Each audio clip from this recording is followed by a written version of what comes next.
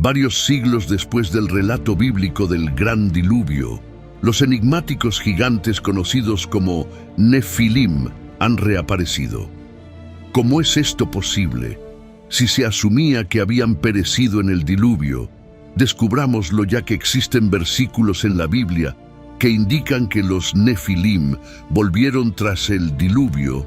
En diversas fuentes antiguas como el libro de Enoc y textos apócrifos se mencionan peculiaridades sobre los Nefilim, pero se encuentra algo similar en la propia Biblia. La respuesta es afirmativa, y para demostrarlo me refiero a dos pasajes bíblicos en Génesis 6:4. Al comienzo de la narración del diluvio, se menciona que los Nefilim habitaban la tierra tanto antes como después del diluvio. Pero aún hay más de 500 años después. Estos seres reaparecen tras el diluvio. Los israelitas, que habían sido esclavizados por los egipcios durante 400 años, al obtener su libertad regresaron a su antigua morada, un lugar conocido como Canaán, la tierra prometida. No obstante, se encontraron con una presencia aterradora. El versículo número 33 relata: allí vimos a los Nefilim, descendientes de Anaak, originarios de los Nefilim, y en comparación nos veíamos como saltamontes, tanto a nuestros propios ojos como a los suyos. Así se confirma que los gigantes, los Nefilim misteriosos, están mencionados en la Biblia. Pero ¿cómo es esto posible? Esto plantea un dilema, ya que tradicionalmente se ha enseñado que los Nefilim fueron exterminados con el diluvio enviado por Dios. ¿Existen entonces? ¿Fueron los Nefilim exterminados en el diluvio?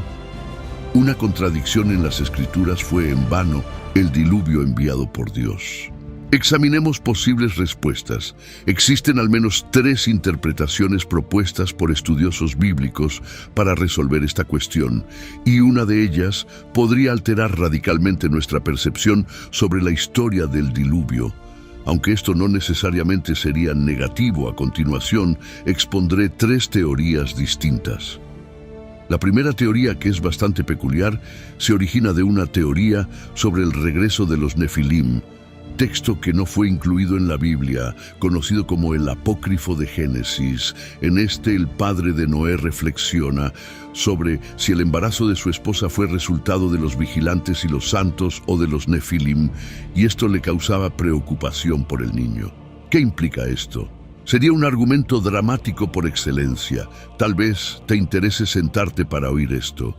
El padre de Noé sospechaba que su mujer había tenido un romance con un ángel, lo que le hacía pensar que Noé podría ser parcialmente ángel, o dicho de otro modo, semi-nefilim.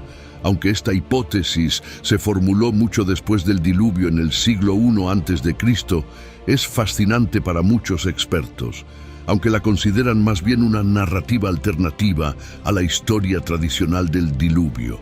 Sin embargo, lo que se deduce aquí es que incluso las personas de la antigüedad eran conscientes del retorno de los Nefilim tras el diluvio, y al igual que nosotros, intentaron comprender cómo pudo haber ocurrido.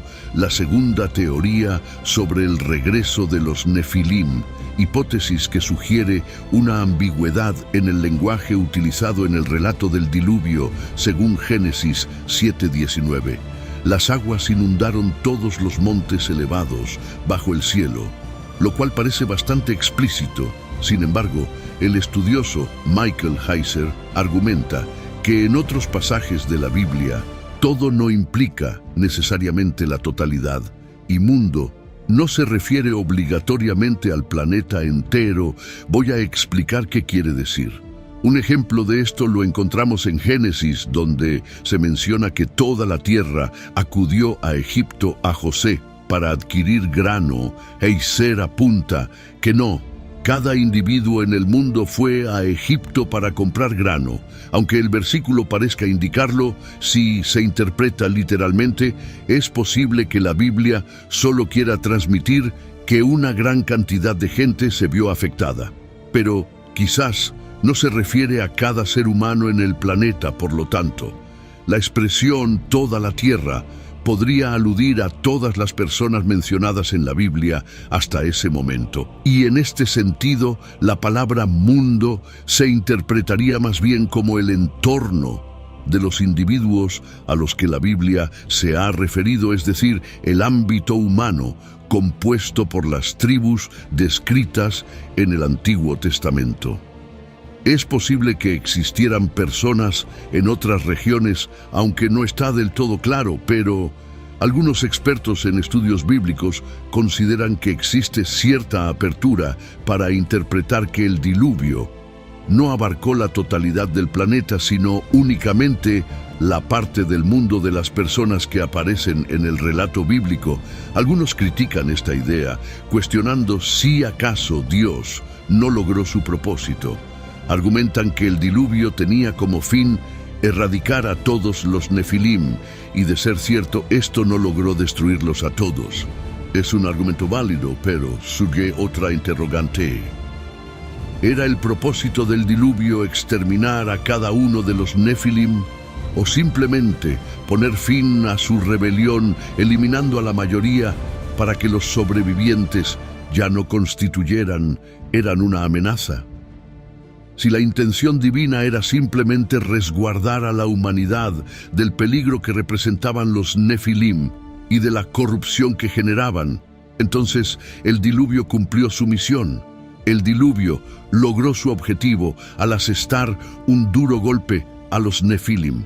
Una hipótesis secundaria podría ser que, según Noé y su familia, todo el mundo conocido se inundó, poniéndose en la posición de Noé.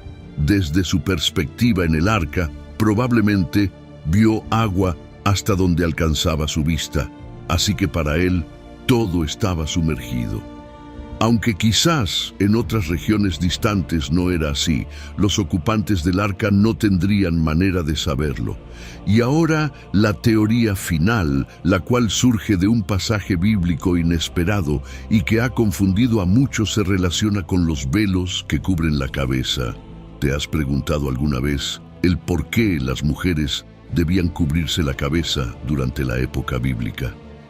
Pablo alude a esto en 1 Corintios 11:10, mencionando que por esa razón una mujer debe llevar un signo de autoridad sobre su cabeza. Y ahora fíjate en esto, debido a los ángeles como por causa de los ángeles.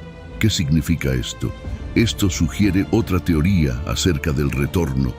Tercera teoría sobre el regreso de los nefilim. Me pregunto si has captado la idea. De no ser así, existe otra indicación sobre lo que Pablo podría haber estado insinuando en uno de los manuscritos del Mar Muerto. Se trata del documento de Damasco en 2619, donde se relata cómo muchos fueron desviados por ciertas ideas. Incluso hombres robustos y potentes de tiempos pasados tropezaron por ellas y continuaron haciéndolo al seguir sus impulsos. Los vigilantes del cielo, que son los ángeles, cayeron y fueron atrapados por no seguir los mandamientos de Dios. Sus descendientes, los hijos de los ángeles, tan altos como los cedros y con cuerpos tan inmensos como montañas, también sucumbieron. Lo que te hace pensar eso es que indudablemente son los nefilim. Se trata de otro pasaje que habla de ángeles, denominados vigilantes, deseando a las mujeres y engendrando hijos con ellas. Es algo inusual. Pero ¿cómo se relaciona con los velos en la cabeza? Necesitamos indagar más en 1 Corintios 11:15. Pablo menciona que si una mujer tiene cabello largo, es motivo de orgullo para ella, ya que se le ha otorgado como un velo. Pablo había indicado previamente que las mujeres deben cubrirse el cabello. No es cierto, pero aquí afirma que el cabello es su velo. Entonces, ¿cómo puede ser el cabello tanto su velo como algo que necesita ser velado? Lo que voy a explicar a continuación es un tanto complejo. Así que primero quiero señalar que esta teoría ha sido publicada en una revista académica de la Sociedad de Literatura Bíblica y ha sido revisada por expertos en la materia. De acuerdo con el académico Troy Martin de la Universidad Xavier, El término utilizado para cobertura también podría interpretarse como prepárate. Lo que Pablo realmente quería expresar era que en la antigüedad se consideraba que el cabello largo formaba parte del sistema reproductivo, una extensión de dicho sistema, y esto era precisamente lo que se creía en aquel periodo. Quizás ya hayas oído hablar de esto antes sin darte cuenta. Permíteme aclararte a modo de ejemplo. ¿Has oído alguna vez que el pelo largo representa la fertilidad? Reflexiona un momento sobre ello. ¿Cuál sería la razón para que el cabello largo simbolice la fertilidad? Es posible que esta idea provenga de otras culturas y mitos. Es una manera más delicada de expresar que antiguamente se pensaba que el cabello largo era una prolongación de los órganos reproductores. De hecho, sabemos que las civilizaciones antiguas tenían esta percepción del pelo largo, basándonos en los textos de estos ilustres autores. Hipócrates, Tertuliano, Aristóteles. Se creía que si una mujer soltaba su cabello mientras inclinaba su cabeza para rezar, esto provocaría deseo en los ángeles. Cuando Pablo discutía sobre el uso de velos por parte de las mujeres, de acuerdo con esta interpretación estaba remitiéndose a Génesis 614. Sí, ese es el pasaje en el que se narra la primera aparición de los Nefilim, cuando los ángeles escogieron esposas humanas y se unieron a ellas, dando origen a los gigantes. Esto sugiere lo que se conoce como la teoría de la repoblación, la cual sostiene que los ángeles, específicamente los ángeles caídos, volvieron a unirse con mujeres humanas tras el diluvio para engendrar más Nefilim, tal como lo insinúa el documento de Damasco que analizamos, aludiendo a que los ángeles fecundaron a más mujeres humanas después del diluvio.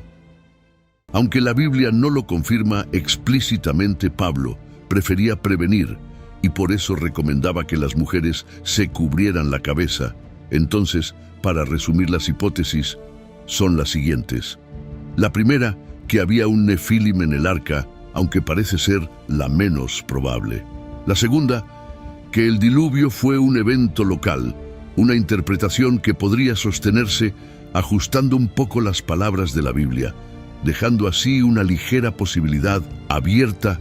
Y por último, la tercera, que los ángeles generaron más Nefilim tras el diluvio. No contamos con una respuesta definitiva acerca del retorno de los Nefilim.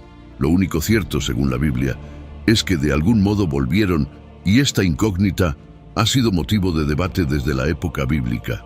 ¿Cuál de estas explicaciones te parece más convincente? ¿Cuál de estas teorías se acerca más a la realidad?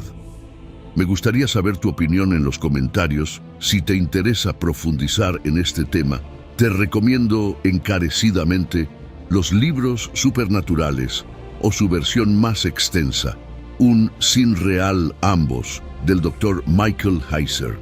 Puedes encontrar los enlaces para adquirir estos libros en la descripción del video. Te estarás preguntando, sin embargo, ¿qué pasó con los Nefilim tras su regreso? ¿Qué hicieron? Aunque parezca increíble, la narrativa de los Nefilim desemboca en un enfrentamiento directo con Jesucristo, como si es un aspecto que muchos suelen pasar por alto. Pero bueno, suscríbete si deseas conocer más acerca de los Nefilim, ya que publicaremos más videos próximamente. Mientras tanto, echa un vistazo a la lista de reproducción del canal. Aquí tienes el enlace en pantalla, donde encontrarás varios videos muy interesantes sobre los gigantes Nefilim. Nos vemos pronto, que Dios te bendiga.